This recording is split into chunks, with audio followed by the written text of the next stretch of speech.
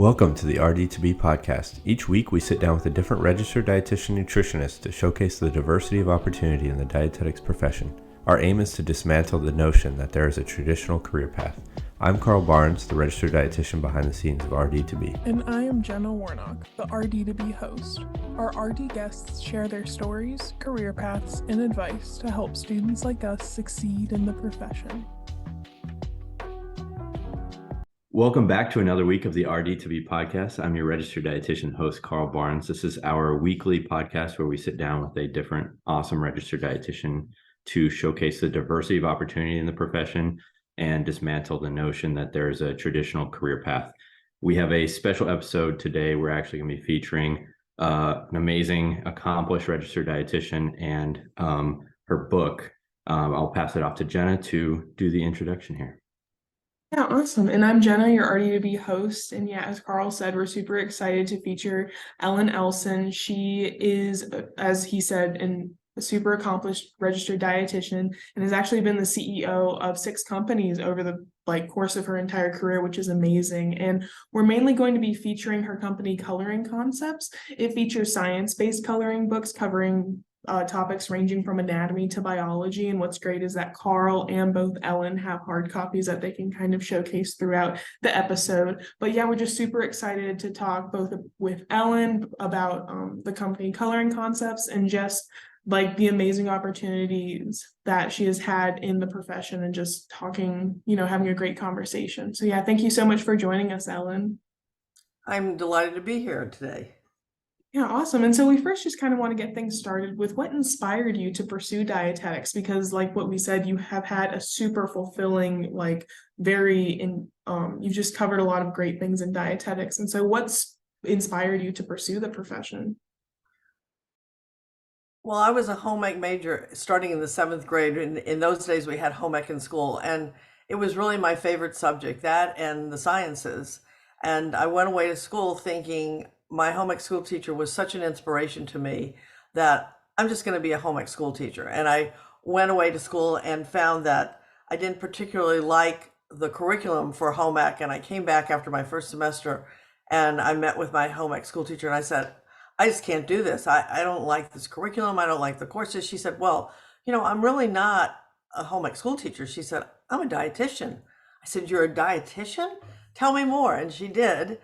And I went back and immediately changed my major to dietetics after one conversation with her, because she was such an inspiration and such a wonderful person and had really described the profession in a way that made me really fall in love with it.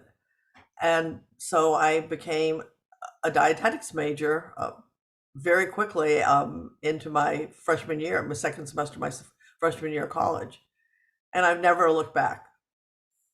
It's awesome how you kind of had a mentor, someone to look up to and really seek inspiration and being I want to be like you and I really want to do exactly what you're doing, and being able to connect with her even after, pursuing home ec first and then realizing, wait, it is dietetics. And then, really just, and with what we talk about with Coloring Concepts, just really truly embracing the profession and all the awesome opportunities dietitians do have to explore the career. And so going more towards into Coloring Concepts, which covers a wide range of science-based coloring books. Can you talk about what inspired you to help create these coloring books that cover such unique concepts such as anatomy and for your specifically aquatic birds and things like that? Well, I have to tell you, I can't take credit for Coloring Concepts. The original thought came from my late husband, who was an internationally known anatomist.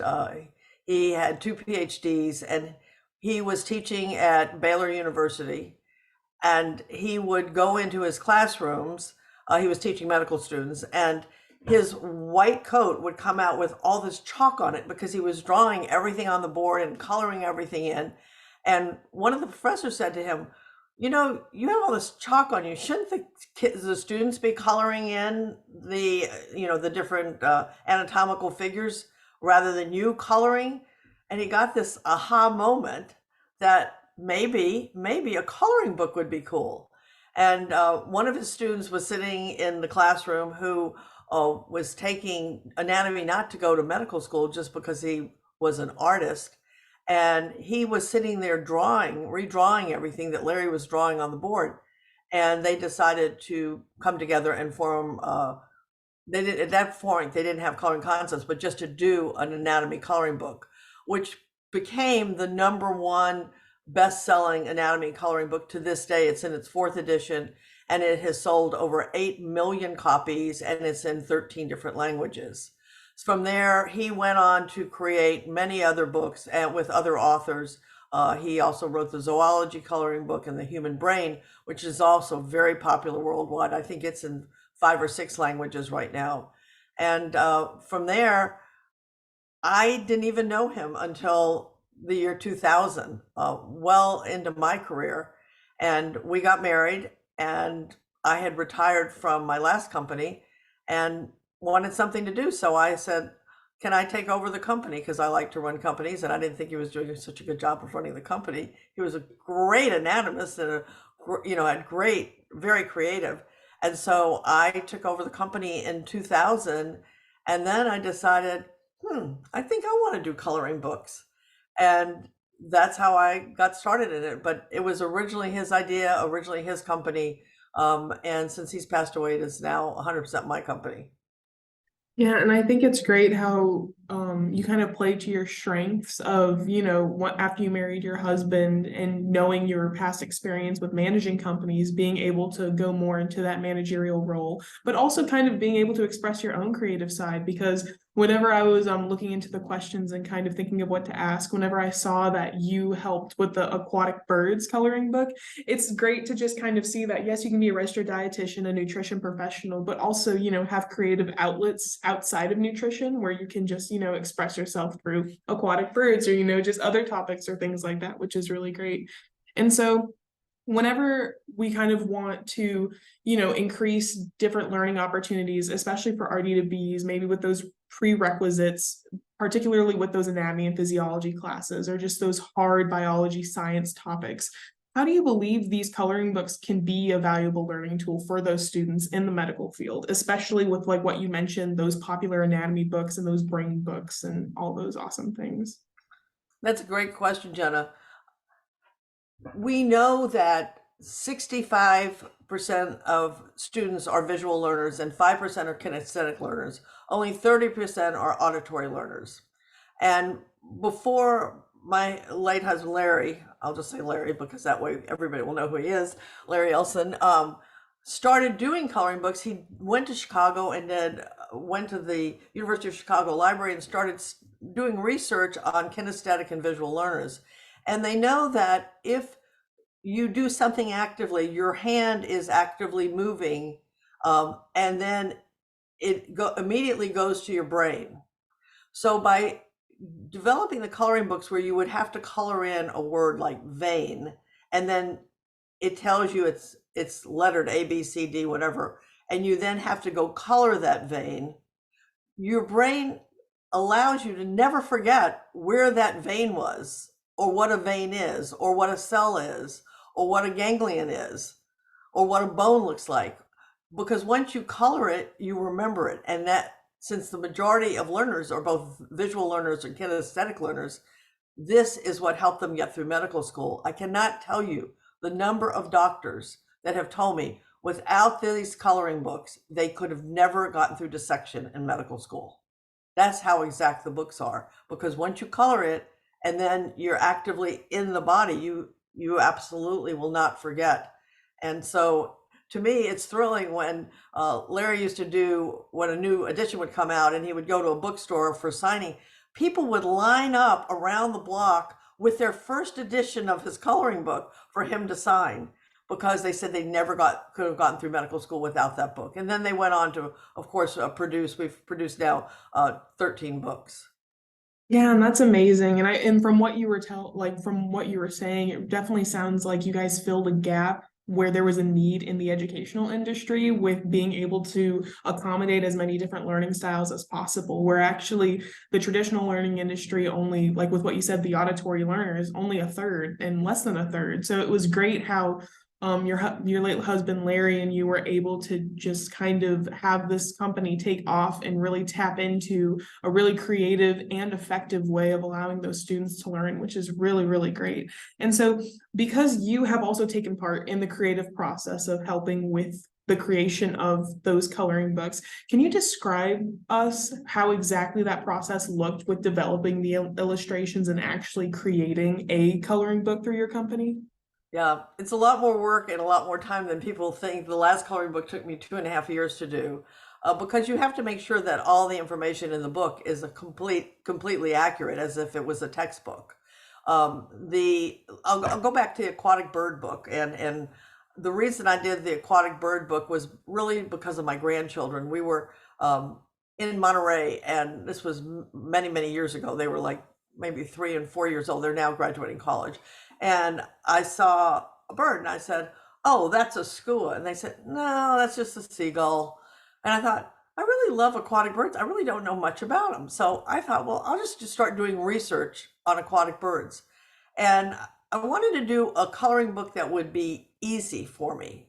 So, and it's something that would be of interest to me. So I decided I was going to spend a year researching aquatic birds. So that's what I did. I researched aquatic birds. I found a team of artists to work with me.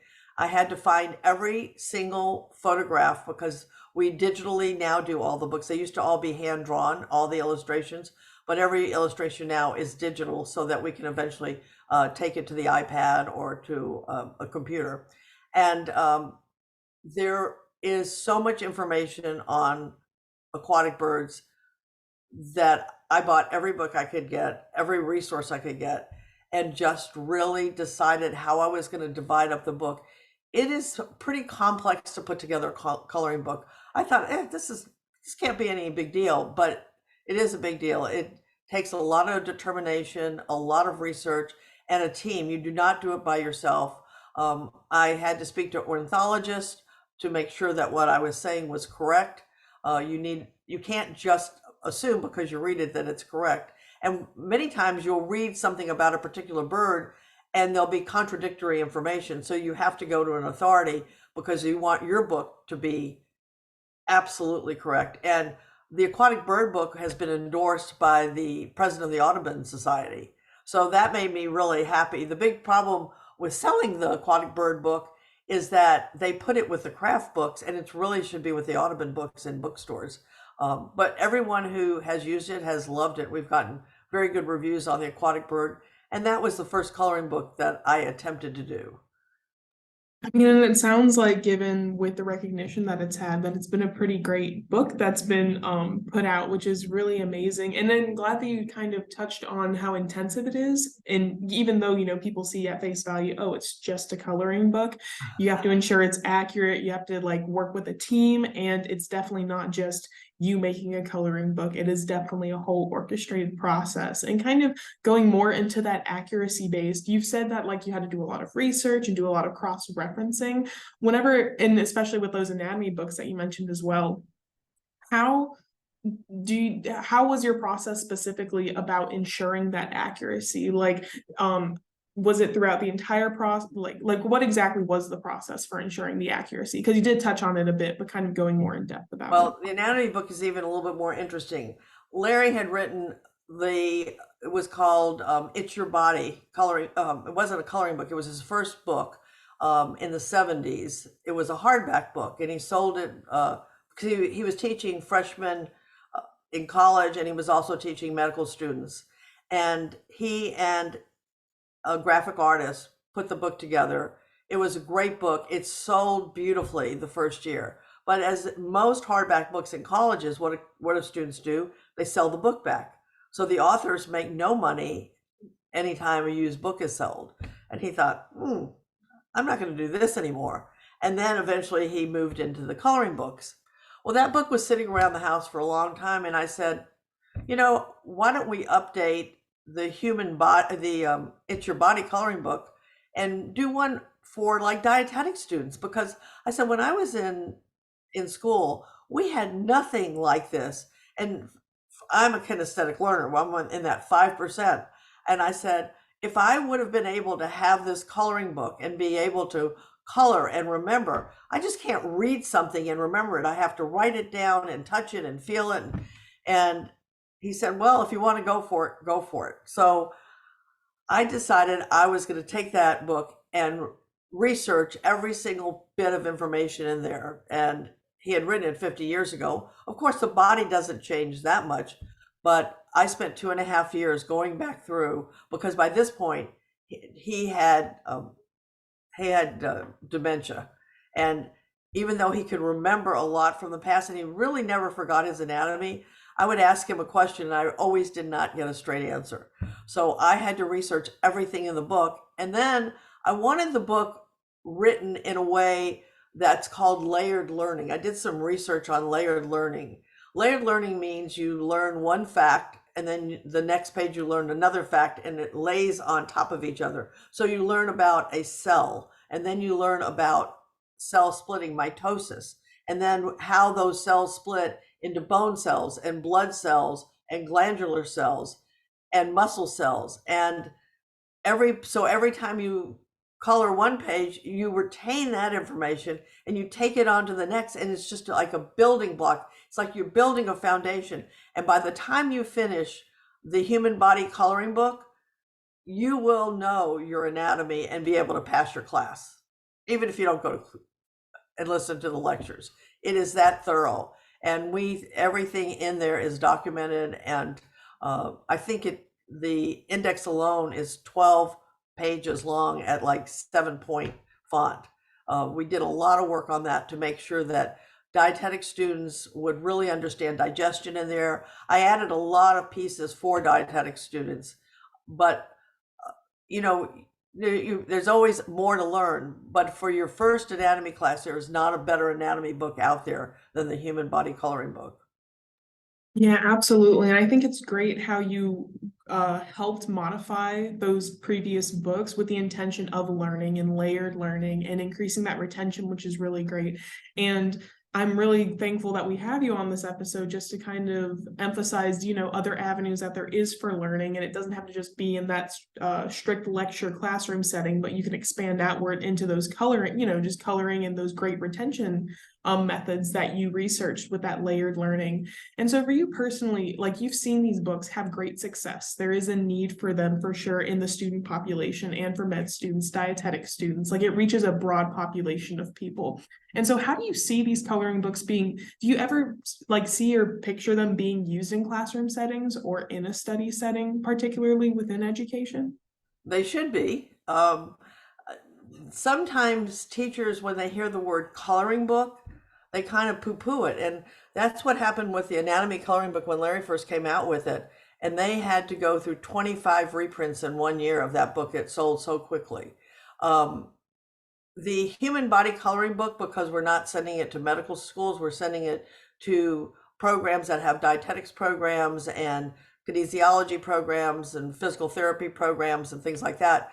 It has not had the groundswell yet that the anatomy coloring book had for medical school, because they were already doing dissection, and the professors saw that for dissection purposes it was really great.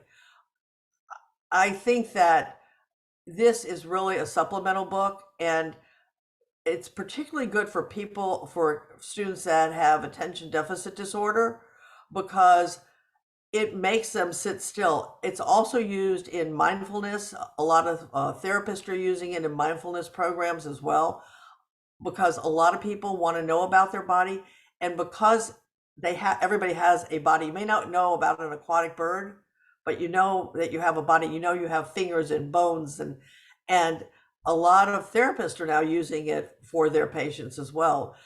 It's always interesting to me to see kind of this web effect of how it just keeps growing. You have this spider out there who keeps building a bigger and bigger web for the book. And when I first did the book, I never thought of students with attention deficit disorder, but that book is now being used for a lot of those students as well. Yeah, and that's awesome. I'm kind of glad that you talked about building that web of having more than just med students or more than just dietetic students using your book. And so kind of branching off of that, have you seen over time the population of the customers that purchase these books change? Like, was it primarily medical students, and then did you see it branch off? Or like, could you say now, like, what the different audiences or populations are that are buying your book? Is it still mainly students, or have you seen a drastic change in the types of people purchasing the books? Well, I wish I could answer that question. I can't because the book only came out last July. Okay. And I only just got the first report on sales, which have been quite good for the first 6 months of the book. So I can't really tell you on that book, but I will tell you on the anatomy coloring book, which has been out since the 70s, as I mentioned, is in its fourth edition.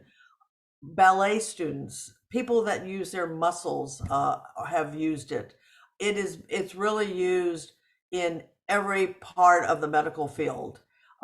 Outside nurses use it, nurse practitioners, PAs, physical therapists. In fact, our physical therapist, in Larry's last edition, he dedicated to his physical therapist because the guy was excellent.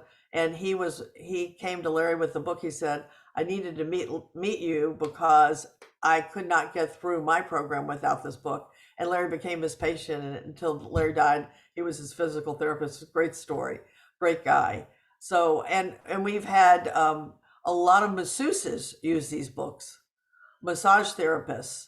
So there is a wide spectrum of use of all the anatomy books, the biology books, the human brain, the entire cadre of books that we have are used, and they're still selling thousands of copies every year of every book. And some of them have been out. I think biology's been out since the 80s. So, I mean, a book that lasts for 40 years, there's no hardback books that last for 40 years. And these coloring books they'll last a lifetime because they won't go out of style. Biology doesn't change that much. Botany doesn't change that much. Marine biology doesn't change that much.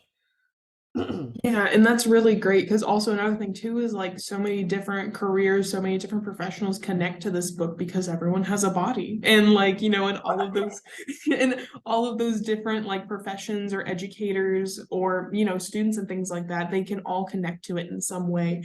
And you did mention how you kind of get those reports for being able to see like different people purchasing certain books and kind of the demographics. But have you received, and you did talk about like certain anecdotes of people being able to pass, you know, certain courses or being able to be successful in their career because of your book.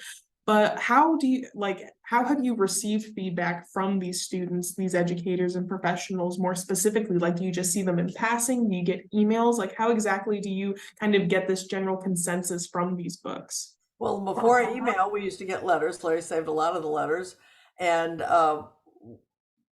a lot of from speaking at national conventions. Larry spoke at a lot of conventions.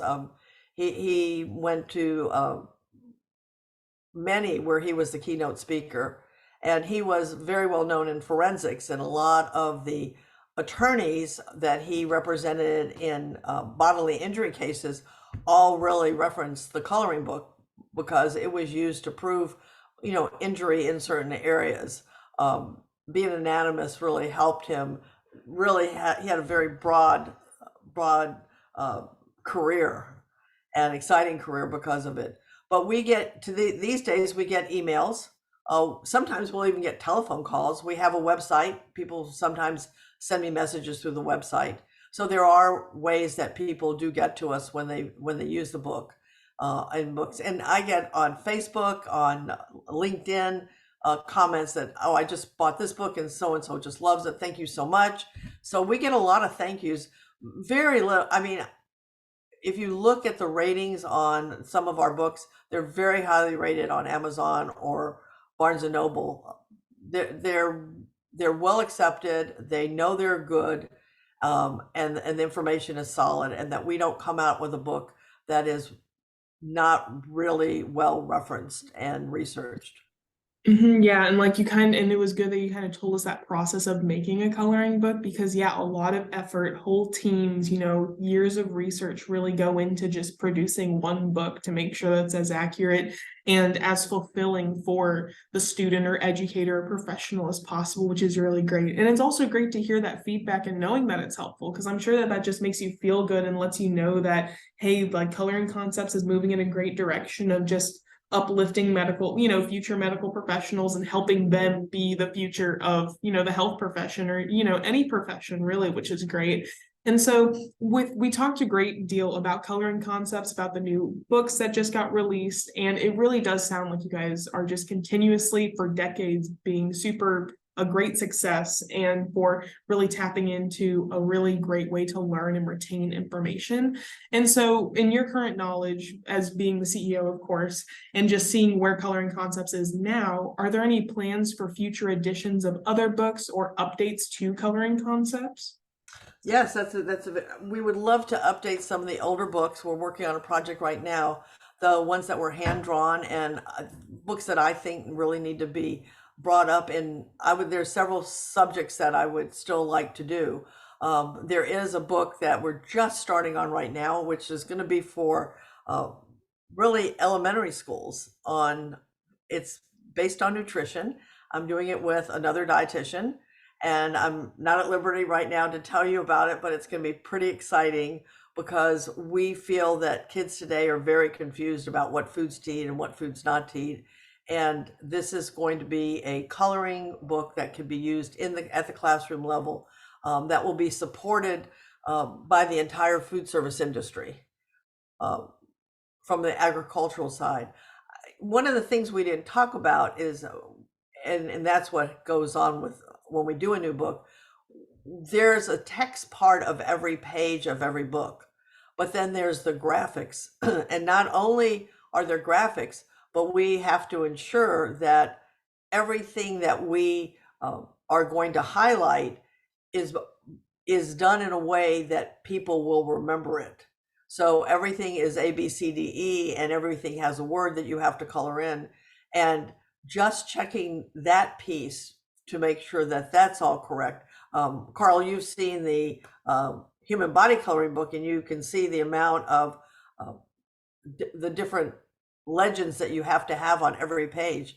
And this new coloring book for students at 5th and 6th grade level, which we have not done before, we've done mostly college and high school level books, is going to be a new project for us and a new challenge, because it's hard for dietitians, and particularly people that have been in the field for a very long time, to go back to think how a 5th or 6th grader mind thinks and what they know. And you want to make it fun so they don't think it's like a kiddie book. It has to be interesting. And we're hoping that we can do an engaging new book. So there's always challenges every time you do a new book. And, as we've stayed mostly within the healthcare field, I will say, or medical field, other than aquatic birds and reptiles, which are kind of there. We did do art history this past year for AP art history students. So that was a new direction for us. But the interesting thing for me is that the AP classes in high school are now going to have AP human anatomy starting in 2024. So we're going to be letting all the high schools know about the human body coloring book, because it is perfect for that age and their very first class.